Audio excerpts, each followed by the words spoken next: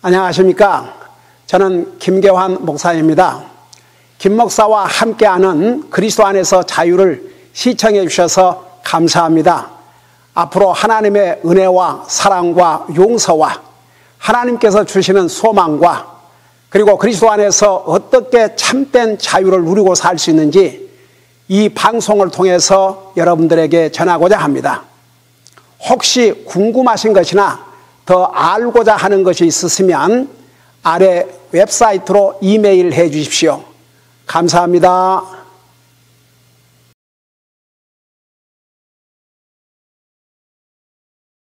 우리 다 같이 나셔서 요한계시록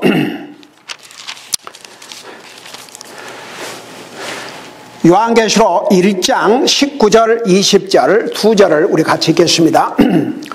요한계시록 1장 19절 20절입니다.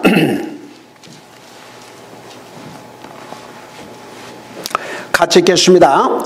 시작. 내가 본 것들과 지금 있는 것들과 이후에 있을 것들을 기록할지니 곧 내가 본 내 오른손에 있는 7별과 7 금장대의 신비라. 7별은 7 교회의 천사들이요 내가 본 7 등잔대는 7 교회니라. 아멘. 기도하겠습니다. 우리 아버지 하나님, 오늘도 살아계신 주님, 우리를 구원해 주신 주님을 예배하고 섬길 수 있는 이런 은혜와 이런 복된 기회를 주셔서 감사드립니다. 오늘도 우리의 마음과 우리의 생각과 우리의 혼과 우리의 사랑과 우리의 종기를 다해서 살아계신 주님을 참되게 예배함으로 오늘 우리가 드린 예배를 통해서 주님 영광을 받으시고 또 2층에서 진행되고 있는 스페니시 교회 예배를 통해서 영광을 받으시옵소서. 말씀을 전할 이 종을 주의 성령님께서 도구로 사용하여 주시옵소서. 감사합니다. 사랑합니다. 예수님의 이름으로 감사 기도하옵나이다. 아멘. 앉으시기 바랍니다. 요한계시록은 신구약 성경을 마무리 짓는 정말 중요한 책입니다. 모든 하나님의 말씀이 창세기 1장에서부터 요한계시록 마지막 장 마지막 절까지 중요하지 않는 책이 없습니다. 다 하나님의 말씀이기 때문입니다. 근데 특별히 요한계시록은 방금 우리가 읽은 그 부분에 보면 사도 요한에게 꼭 마치 화면을 보듯이 그렇게 앞으로 일어날 일들을 그때 당시의 일들, 그러니까 지나간 일들을 포함해서 그 당시 그리고 앞으로 일어날 세 가지를 자세하게 보여주셨고 그것을 사도 요한은 받아 기록한 것입니다. 그래서 여기에 보니까 내가 본 것과, 그러니까 과거에 속합니다. 지금 있는 것들과 그 당시 사도 요한 당시, 그 다음에 이후에 있을 것들을 기록할지니, 그러니까 과거와 현재와 미래에 대해서 이제 성경 전체를 마무리를 짓고 있습니다. 그러면서 내가 본 내 오른손에 있는 7별과 7 금장대의 금등잔대의 신비라. 그러면서 동시에 그 의미도 설명했습니다. 7별은 7 교회의 천사들이요 내가 본 7 등잔대는 7 교회니라. 7 교회의 천사들은 바로 그 교회를 담임하고 있는 목사를 가리켰습니다. 그리고 7 등잔대는 7 교회였습니다. 제가 서두에서 잠깐 설명을 했지만 등잔대는 빛을 비춰주는 역할을 합니다. 교회가 어두운 세상을 비춰주는 등잔대 역할을 해야 됩니다. 근데 오늘날 얼마나 많은 교회들이 세상과 동화돼서 세상과 타협하고 원래의 이 본분을 하지 못하고 있는 교회들도 얼마나 많으십니까? 그 다음에 천사는 소식을 전한 자입니다. 그래서 사실 교회의 목사는 하나님의 말씀을 선포하는 역할에 충실해야 됩니다. 목사는 개인적인 사상이나 개인적인 의견을 전하는 것이 아니고, 예를 들어서 하나님의 말씀을 쉽게 이해할 수 있도록 예화를 들을 수는 있지만 예화가 메인이 되면 안 됩니다. 그래서 여러분 구약시대 때나 구약시대 때, 신약시대 때에 특별히 그 침례 요한의 아버지, 그리고 우리 예수님을 잉태하신 그 잉태한 마리아에게 누가 와서 소식을 전했냐 그러면 하나님께서 보내신 천사가 와서 소식을 전했습니다. 여러분 구약시대 때나 신약시대 때에 천사들이 하나님이 전하시라는 이야기 외에 다른 소식을 전한 일이 없습니다. 천사의 본분은 하나님께서 전하시라는 그 내용을 그대로 전달을 해야 됩니다. 그게 메신저의 역할입니다. 그런데 오늘날 많은 강단에서 목사라고 하면서 하나님의 말씀을 제대로 선포하지 않고 사람의 길을 즐겁게 하는 얘기, 세상 얘기와 이렇게 잘 타협을, 아주 기가 막힌 방법으로 타협을 해서 사람을 웃겨주고 즐겁게 해주고, 성경에서 말하는 하나님의 말씀으로 교훈과 책망과 바르게 함과 이런 것과는 상관이 없는 그런 것을 하나님의 말씀을 선포한 자라고 선포하고 있는 그런 시대에 지금 살고 있습니다. 그래서 제가 사실은 원래 이 메시지를 전할 때에 7 교회의 특징들을 사실 한 교회 한 교회에 대해서 자세하게 그것보다는 그 7 교회가 어떤 의미를 가지고 있는지 그것을 우선 전한 다음에 현재 우리가 살고 있는 이 시대를 대변하는 교회 하나가 있습니다. 사실 그것을 전하기 위해서 시작을 했는데, 그래서 오늘 우리가 각 교회 한 교회의 특징보다는 지금 에베소 교회로부터 시작해서 라오디게아 교회 7 교회에 대해서 말씀하고 있고, 그 7 교회에 직접 우리 주님께서 메시지를 보내셨어요. 사도 요한을 통해서. 근데 그 7 교회는 실제로 그 당시에 있었던 교회이면서 동시에 우리 예수님께서 오실 때까지를 이렇게 대변하는, 이렇게 나타내주는 그런 중요한 특징들을 가지고 있습니다. 예를 들어서 에베소 교회는 예수님께서 우리 인생의 구속 사업을 마치신 다음에 이 땅에 40일 동안 계시면서 그분의 사심을 친히 보여주시고 한나라 가셨지 않습니까? 그래서 우리 주님께서 한나라 가신 그때부터 시작을 해가지고 사도시대, 이제 사도시대가 시작이 되는데 그 사도시대를 끝날 때까지의 모습이 바로 에베소 교회입니다. 여러분 처음에 예루살렘 교회가 시작됐을 때만 해도 굉장했습니다.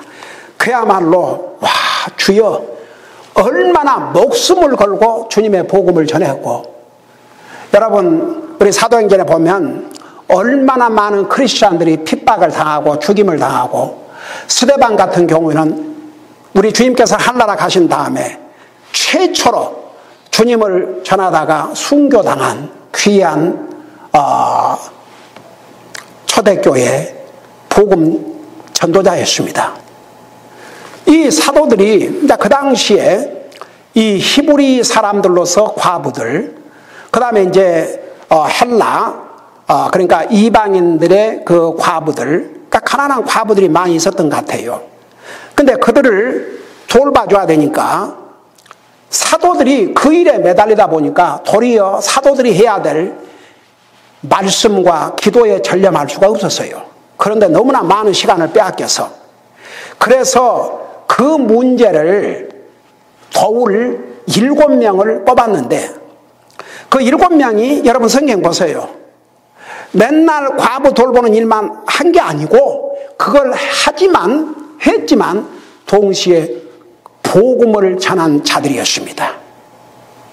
그들을 통해서 얼마나 많은 복음이 힘차게 전달된지 모릅니다.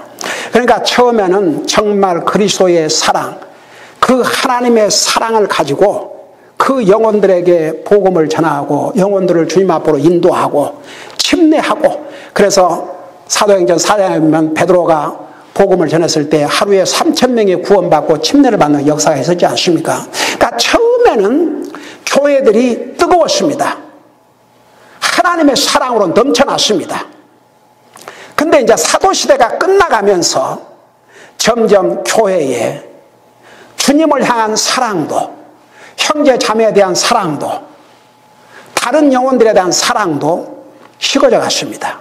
그래서 결국은 책망을 받았지요. 근데 이제 이 에베소 교회, 제가 오늘 전하고자 하는 그 중요한 메시지는, 그래서 에베소 교회는 그 예수님께서 하늘나라 가신 다음에 사도시대가 끝날 때까지의 모습을 보여주는 게 에베소 교회입니다.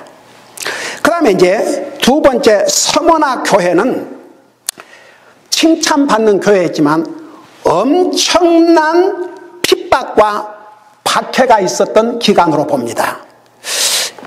그래서 이 기간 동안, 그러니까 사도시대가 끝날 때부터 AD 316년까지를 대표하고 보여주는 교회인데, 그때 당시의 교회는 엄청난 핍박을 받았습니다. 많은 사람들이 순교를 당했습니다. 여러분, 잠깐 2장 10절에 보면 이런 내용이 기록되어 있습니다. 서머나 교회에 대해서 내가 고난 당할 그것들 가운데 어떤 것도 두려워하지 말라. 보라, 마귀가 너희 중에서 몇 사람을 감옥에 던져 너희를 시험하리니 너희가 열흘 동안 환난을 당하리라. 너는 죽기까지 신실하라. 그리하면 생명의 관을 내게 주리라. 그러니까 엄청난 핍박을 받았던 시대가 바로 이 서머나 교회 시대입니다. 목숨을 걸고 주님을 섬겼습니다. 여러분 보세요. AD 300년에 로마의 황제 콘스탄틴 황제가 크리스천 해방령을 내릴 때까지 로마는 그야말로 온갖 잔인한 방법으로 그리스도인들을 핍박했습니다. 여러분, 바로 이 환상을 받아 기록한 사도 요한, 로마가 어떻게 했습니까? 그를 끓는 가마 속에 집어넣었습니다. 사도 바울, 목베임을 받아 순교당하셨습니다. 많은 크리스찬들을 세워놓고 지금은 말하면 철로 같은 그런 쇠를 달고 가지고 한 사람 한 사람씩 그곳을 걸어 지나가게 했습니다.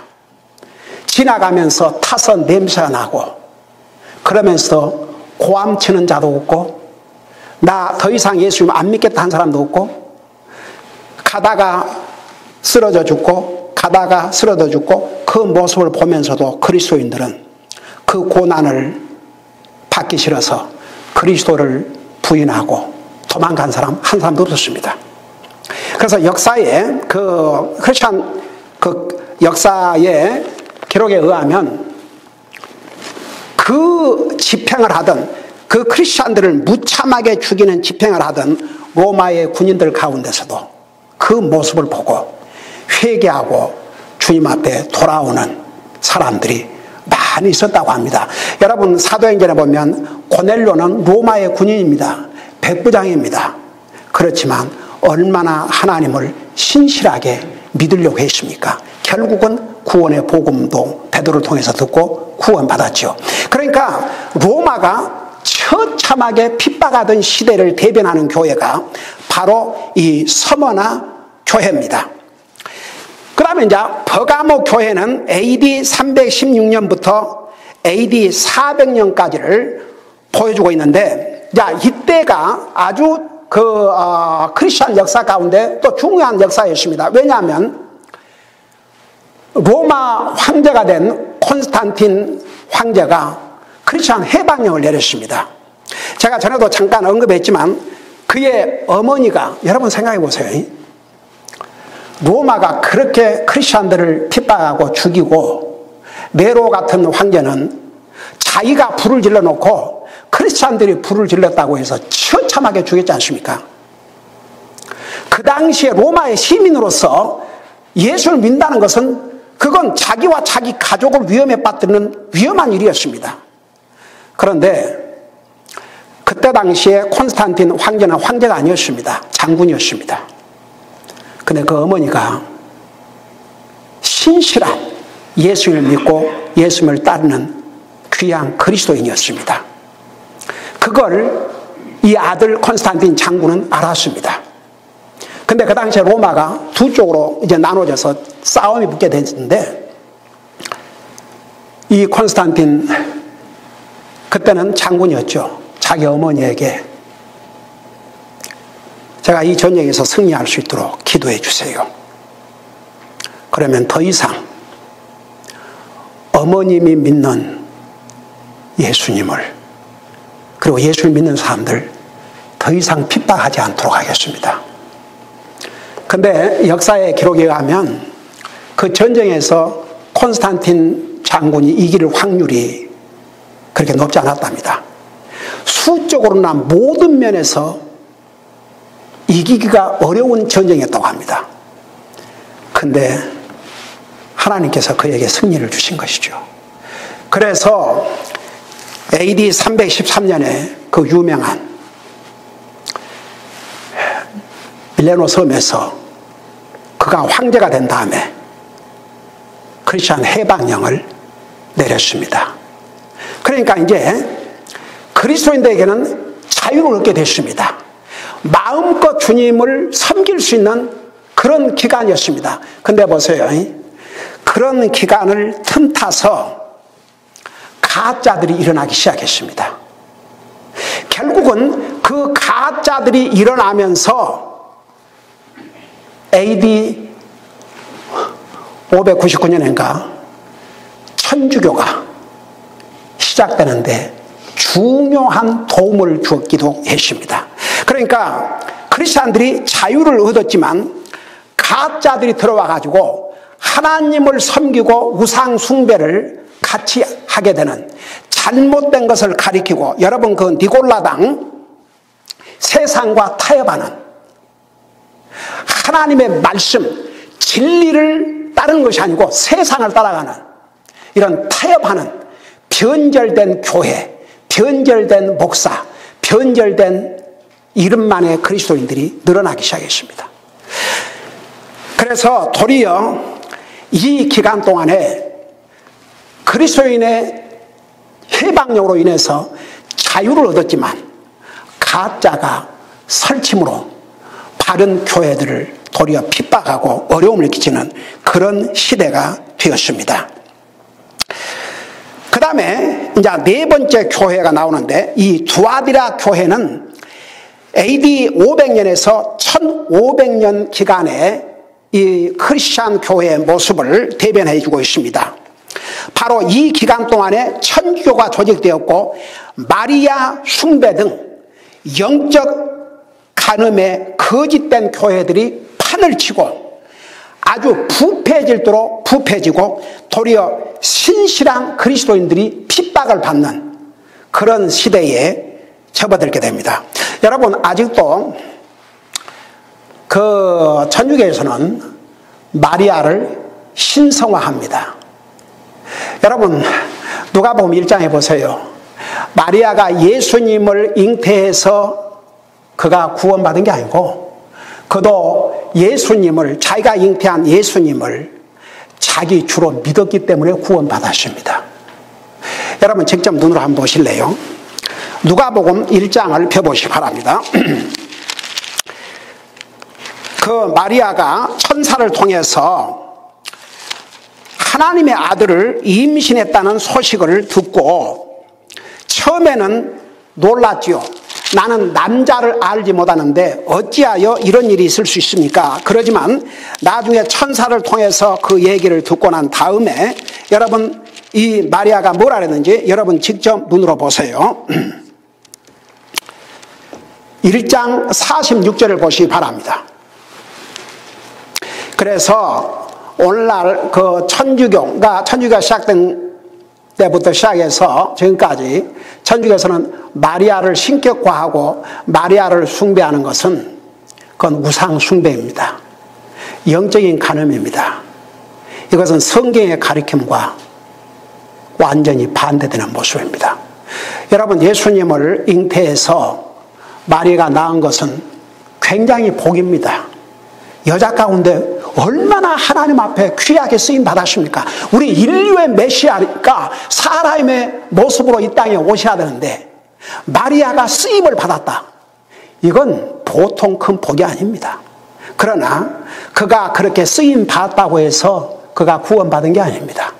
마리아도 믿음을 통해서 자기가 임신할 그 아이가 하나님의 아들이요 우리 인류의 구세주라는 것을 믿음으로 구원받았습니다.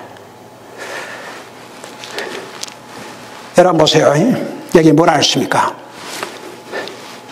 46절에 보면 마리아가 이르되, 그러니까 하나님의 아들을 임신하게 됐다는 이 소식을 들은 다음에 마리아가 이르되 내 혼이 주를 크게 높이고, 예수님을 자기의 주라고 그랬습니다. 내 주를 크게 높이고 내 영이 하나님 곧 내 구원자를 기뻐했나니, 자기가 임신한 예수님은 인생의 구원자임을 믿었습니다. 그 믿음으로 구원받은 것이지 예수님을 임신했기 때문에 구원받은 것이 아니란 얘기입니다. 그러면서 이게 뭐라 했습니까? 내 구원자를 기뻐했나니 이는 그분께서 자신의 여종의 낮은 처지에 관심을 두셨기 때문이로다. 마리아는 자신을 여종이라고 그랬습니다. 종이라고 그랬습니다. 그 다음에 뭐라 했습니까? 보라, 이제부터 모든 세대가 나를 가리켜 복이 있다 하리로다. 과연 마리아는 복받은 여자입니다. 여러분 보세요. 그가 복받은 여자라고 그랬지 이제는 내가 신이 됐다, 그런 말 한 적이 없습니다. 그는 쓰임을 받은 것뿐입니다. 그걸 마리아는 너무나도 잘 알고 있었습니다. 그래서 모든 세대가 나를 가리켜 복이 있다 하리로다. 그러면서 49절에 능하신 분께서 큰 일들을 내게 행하셨으니 그분의 이름이 거룩하며 그분의 긍휼이 그분을 두려워하는 자들에게 대대로 있도다. 여러분, 마리아는 예수님을 자기의 주로, 자기의 구세주로 믿었습니다. 그 믿음 때문에 구원받은 것이지 마리아가 예수님을 잉태했다고 해서 하나님이 된 것이 아니란 얘기입니다. 그래서 이 두아디라 교회는 사실 그 기간 동안 AD 500년부터 1500년까지 얼마나 그 기간 동안에 천주교가 조직되고 얼마나 많은 영적 음행이 벌어지고 얼마나 주여 거짓 교회들이 판을 쳤는지 모릅니다. 나중에는 천주교가 형성되면서 정치 권력과 타협을 해가지고 얼마나 믿는 사람들을 핍박했습니까? 그 다음에 사대 교회는 1500년에서 1600년까지를 대변해주는 교회로서 소위 종교개혁 시대를 보여주고 있습니다. 여러분 보세요. 당시에 이제 로마 천주교가 막강한 권력을 가지고, 여러분 아직은 로마가 그야말로 유럽 전역을, 중동을 지배하는 막강한 파워를 가지고 있을 때입니다. 여러분 보세요. 예수님께서 이 땅에 오셨을 때 이스라엘을 누가 지배하고 있었어요? 로마가 지배하고 있었습니다. 예수님이 이 땅에 오셨을 때 이스라엘 아직 독립되지 않았습니다. 예수님께서 한나라 가신 지 주여 1900년 지나서 독립을 했습니다. 그러니까 여러분, 이 시대에 이제 종교 개혁이 일어났는데, 그것도요, 보세요. 사실 오늘날의 장로교의 창시자 칼빈이 원래는 천주교 신부였습니다. 그 양반 대단한 사람입니다. 그러나 천주교 신부로서 그 안에 들어가서 보니까 성경과는 잘못된 게 너무나도 많았거든요. 그러니까 종교 개혁을 일으키기 시작했어요. 그는 프랑스 사람이 옵시다. 근데 종교 개혁을 일으킨 건 좋은데 보세요. 그 천주교에서 배웠기 때문에 많은 것을 그대로 가지고 나왔어요. 가령 예를 들어서 유아 세례라는 거 성경 어디에도 없습니다.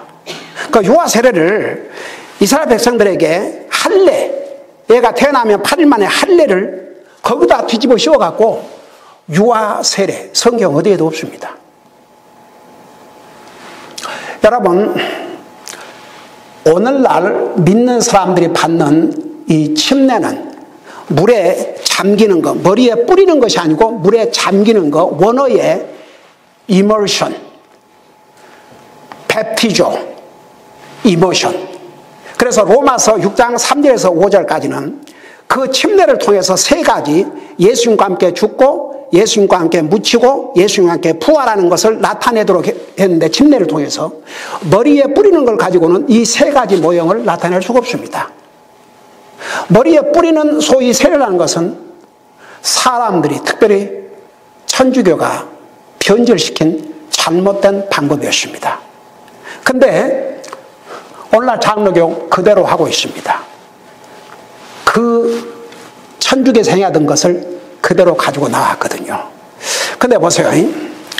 이제 종교 개혁을 하긴 했는데, 이론적으로 천주교를 대항할 수 있는 이론을 개발해야 되는데, 바로 그보다 칼빈보다 1000년 전에, 자, 세상에서는 성 어거스틴이라고 그래요. 어거스틴. 그는 대단한 사람은 대단한 사람이었습니다. 그는 예수님을 알고 난 다음에 금욕, 결혼까지를 하질 않았습니다. 자기 몸을 더럽힐까 봐서. 사실 결혼은 하나님이 주신 기름 부어 세우신 기관임에도 불구하고 그런 부분에 대해서는 잘못 알고 있었던 것이죠. 근데 그 성 어거스틴이 책을 썼는데, 그 책에 일종의 이제 장로교 나중에 칼빈이 말하는 애정론, 그 내용이 이 시티 오브 가드, 성 어거스틴이 쓴 시티 오브 가드, 하나님의 토성이라는 그 책에 그 내용이 나오는데, 그 당시만 해도 신실한 성경을 중심으로서 신실한 그리스도인들이 많았기 때문에 그런 이론이 받아들여질 리가 없었습니다. 거부당했습니다. 그러니까 죽은 거나 마찬가지였습니다. 그걸 1000년 후에 칼빈이 그 어거스틴의 이론을 시티 오브 가드, 하나님의 토성이라는 이 이론을 개발해서 만든 이론이 소위 애정론. 그래서 칼빈의 5대 그 이론이 있어요.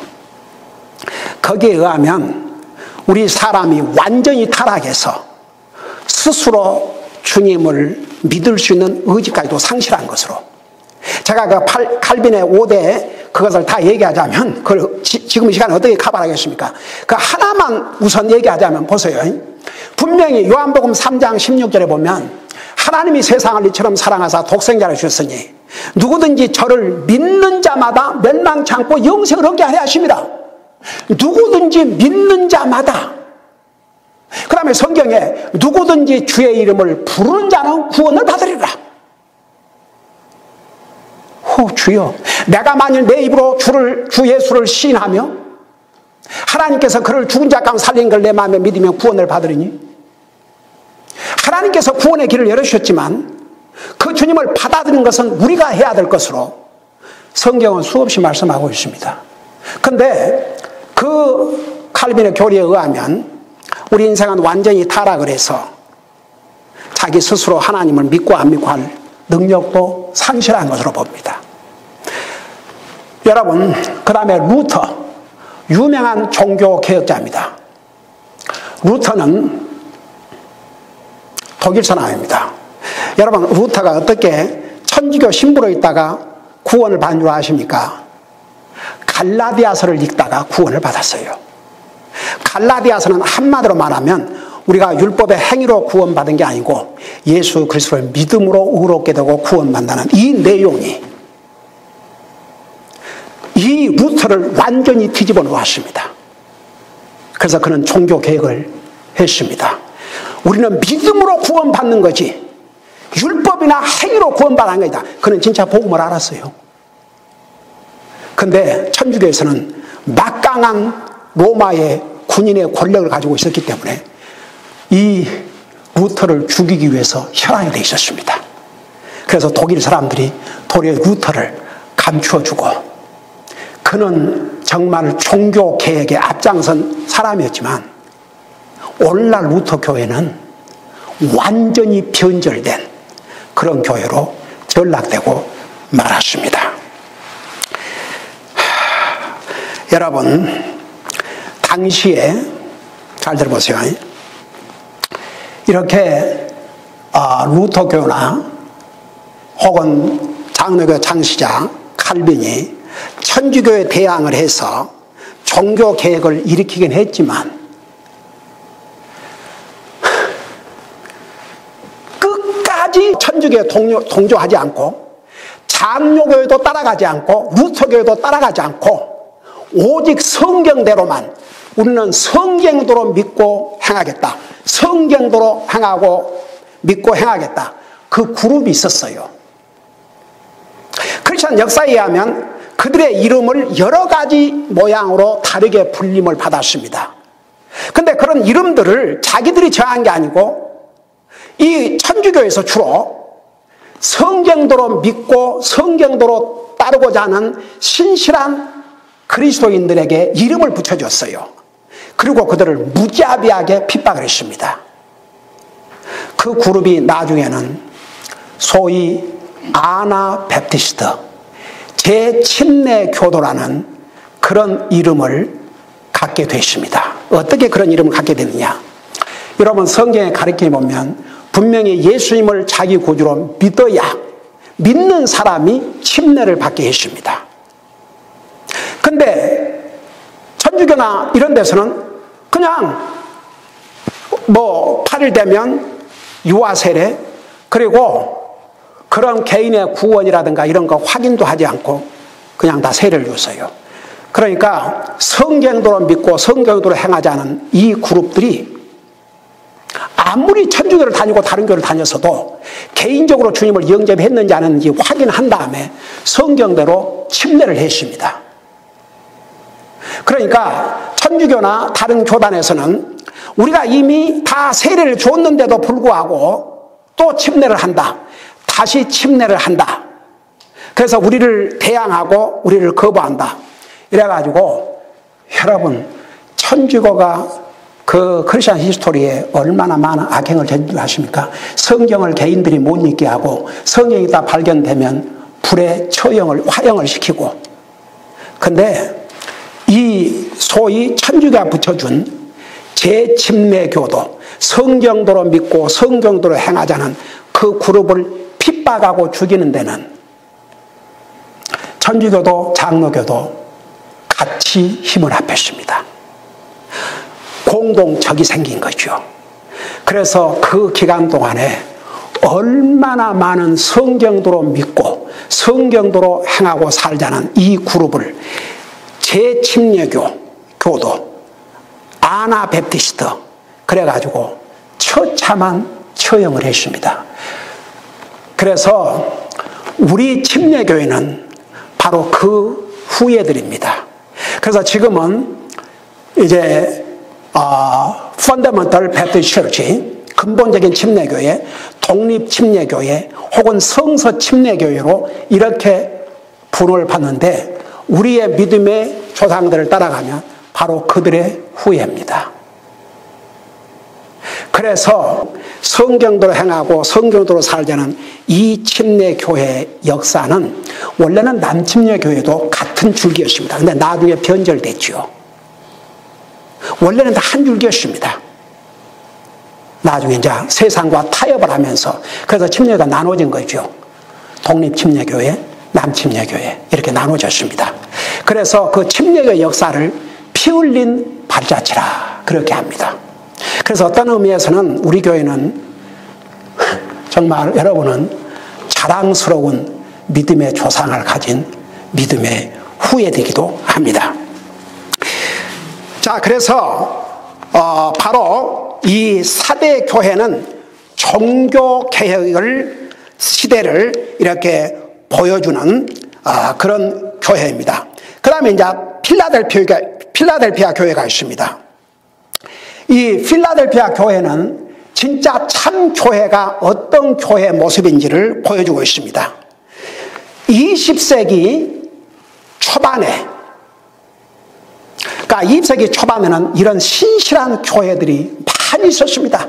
그 유명한 찰스 스폴튼 같은 그런 위대한, 그 다음에 요한 웨슬리, 이런 위대한 영적인 리더들이 있었고, 바로 이때에 정말 신실한 하나님의 교회들이 얼마나 많은지 모릅니다. 여러분, 이 필라델피아 교회를 잠깐 보도록 하겠습니다. 이 교회는 참 교회를 대변해주고 있기 때문입니다. 3장 7절부터 보면 필라델피아에 있는 교회의 천사에게 편지하라. 거룩하고 진실하며 다윗의 열쇠를 가진 이가 이것들을 말하노니 그가 열면 아무도 닫지 못하고 그가 닫으면 아무도 열지 못하니라. 보라, 내 행위를 아노라. 보라, 내가 내 앞에 열린 문을 두었으니 아무도 닫지 못하리라. 내가 적은 힘을 가지고도 내 말을 지키며 내 이름을 부인하지 아니하였도다. 그러니까 이 필라델피아 교회는 7교회 중에서 서머나 교회와 함께 칭찬받는 교회예요. 참 교회의 모습을 보여주고 있습니다. 오늘은 여기까지 하고 다음 주일에 이 필라델피아 교회 남은 부분과 이 시대를 대변하는 교회 하나가 있습니다. 그게 바로 7번째 교회인 라오디게아 교회입니다. 그러니까 이 7교회들은 실제로 당시에 있었던 교회이면서 크리스천 2000년 주님이 오실 때까지, 주님이 할나라 가신 순간부터 주님이 다시 오실 때까지를 보여주고 있는 그런 교회들 모습입니다. 그 당시에 있었을 뿐만 아니라 그 시대를 보여주는 역할을 하고 있는데, 이 라오디게아 교회는 우리 주님이 오시기 직전에 세상의 교회들이 어떤 모습으로 변화될 것인지, 어떤 모습이 될 것인지를 또 보여주고 있는 그런 교회이기도 합니다. 이 부분에 대해서는 다음 주에 자세하게 전하도록 하겠습니다. 기도하십니다. 오늘 이 말씀을 생각하면서 이런 기도의 점을 가지고 기도하겠습니다. 과연 나는 우리가 크리스천 역사 가운데서 로마 시대든지 그 시대에 핍박받는 그런 핍박과 우리가 죽음을 당해야 될 위험 속에 살지 않는다 할지라도, 여러분, 사탄은 끊임없이 시험을 합니다. 오늘 우리 자신에게 한번 이런 질문을 해보세요. 나는 과연 내가 믿는 내 믿음을 지키기 위해서, 나를 구원하시고 자신의 생명을 주신 그 주님을 위해서 내가 어떤 핍박이 온다 할지라도, 내게 어떤 핍박이 온다 할지라도, 내게 어떤 고난이 온다 할지라도 능히 나는 감당할 마음의 준비가 되어 있는가? 여러분 자신에게 물어보시기 바랍니다. 과연 나는 주님을 위해서 내가 어떤 희생을 치러야 되고 어떤 고난을 당해야 한다면 나는 기꺼이 그렇게 하겠습니다. 그런 모습의 그리스도인인가? 아니면 내가 만일에 그런 상황이 있다면 나는 어떤 모습이 될 것인가? 그런 걸 생각하면서 여러분, 우리 주님은 어제나 오늘이나 영원토록 변함이 없으십니다. 끝까지 우리의 믿음을 지키고 지금은 사탄이 여러 가지 다른 방법을 통해서 우리를 시험하고 미혹하고 있습니다. 그런 사탄의 미혹에 빠지지 않도록 하나님을 예배하고 섬기며 주님을 위해서 사는 삶에 방해를 하는 것은 다 사탄으로부터 오는 것입니다. 그게 어떤 것이 됐든지 싸워서 이겨야 됩니다. 끝까지 우리의 믿음을 지켜야 됩니다. 나도 정말 초크리스찬 2000년 역사에 그 많은 핍박과 고통을 당하면서도 믿음을 지켜왔던 그 귀한 믿음을 나도 본받고 정말 그 믿음을 끝까지 지키며 살 수 있도록 도와주세요. 이런 마음으로 하나님 앞에 간절히 기도하는 시간을 갖겠습니다. 기도하십시다.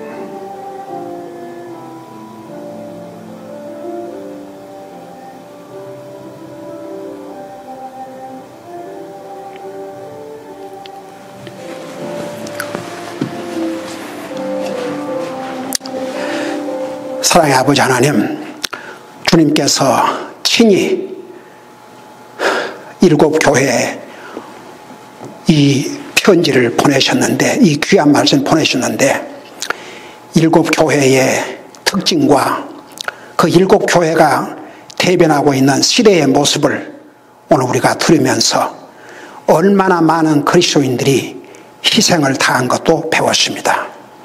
그때나 지금이나 변함없이 사탄은 날뛰고 있고 여전히 거짓 교회, 거짓 종들이, 거짓을 가리키는 교회들이 여전히 지금도 많이 있습니다. 우리 교회는 끝까지 참 교회로 남게 하시고 우리 한 사람 한 사람 그리스도인들 끝까지 믿음을 지키며 어떤 방법으로 우리에게 사탄의 유혹과 핍박이 온다 할지라도 끝까지 이기고 승리할 수 있는 우리 사랑하는 성도들 되게 하여 주시옵소서. 오늘 결심하고 다짐하는 하나님의 사람들 그렇게 할 수 있도록 주님께서 능력으로 함께하여 주시옵소서. 감사합니다. 사랑합니다. 예수님의 이름으로 감사 기도하옵나이다.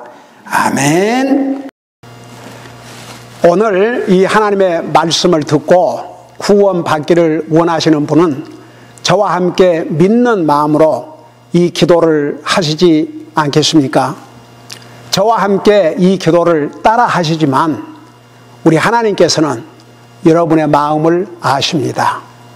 여러분의 기도를 들으시고 구원해 주실 것입니다. 그것이 하나님의 약속입니다. 이제 기도하겠습니다. 예수님, 저는 죄인입니다.